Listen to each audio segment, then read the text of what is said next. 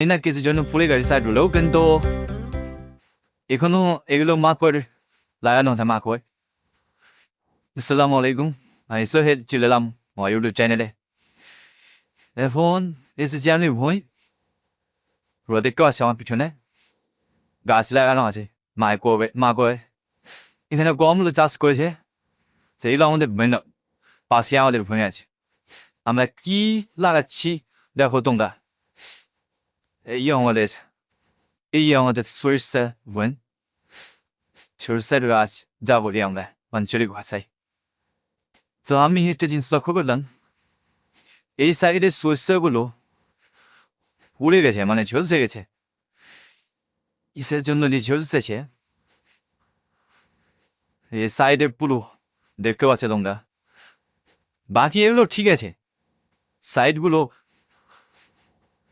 সাইডগুলো হচ্ছে পড়ে গেছে। এই সাইডে ধান লাগা দিয়েছে, ওখানে মাকই আছে, ওখানে মাকই আছে, এখানে মাকই আছে, এই সাইডে ধান আছে। আর এখানে আমাদের সরিষা, সরিষার ফুলগুলো অনেক দেখতে সুন্দর।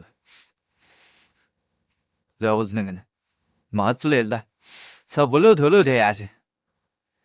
পাশে এগুলো গমের বই আছে, গম দেওয়া আছে। দেখেছো গমগুলো অনেক সুন্দর লাগছে। আর আরেকটা জিনিস, এটা সরষে আর এটা লাই জাতীয় আমরা যা বলি, লৌটু বড় আছে, সরষে এটা রাই জাতীয়। তোমরা যদি চিনতে পারো তো নামটা কমেন্টে বলে দেবে।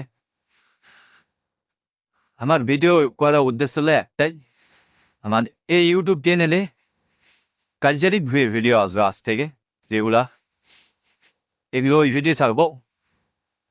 আর তোমরা আমার পাশে থাকো, নাহলে আমি ফুটসাইতে পাবো না।